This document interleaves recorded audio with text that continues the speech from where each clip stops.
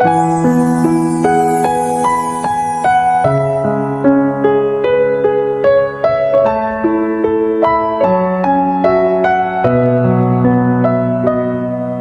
ករៀងរាល់ថ្ងៃទៅសាលាឃើញមុខគ្រូញឹមស្រស់ស្រាយបងរៀនអក្សរបងរៀនចំណេះឲ្យសិស្សមានអនាគតល្អ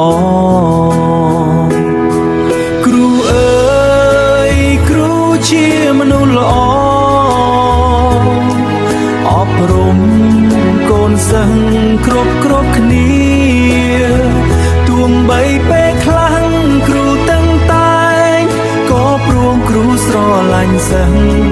គ្រូអើយសូមអរគុណណាស់ដែលខំប្រឹងបង្រៀនពួកយើ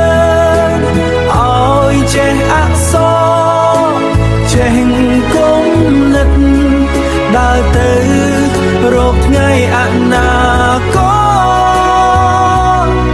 ពេលសិស្សធ្វើខុសគ្រូណែនាំប្រាប់ផ្លូវល្អឲ្យយើងដើរទោះបីសិស្សភ្លេចក៏ដោយគ្រូនៅតែអត់ធ្មត់គ្រូអើយគ្រូជាមនុស្សល្អ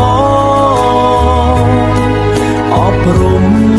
កូនសិស្សគ្រប់គ្នាទោះបីពេលខ្លាំងគ្រូតឹងតែងក៏ព្រមគ្រូស្រឡាញ់សិស្សគ្រូអើយសូមអរគុណណាស់ដែលខំប្រឹងបង្រៀនពួកយើ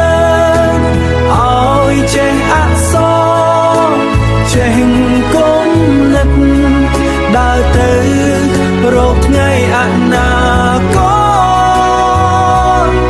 ថ្ងៃណាពួកយើងធំឡើង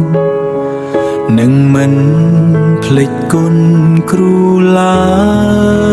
យព្រោះគ្រូជាពុនចំណេះបំភ្លឺផ្លូវជីវិតយើង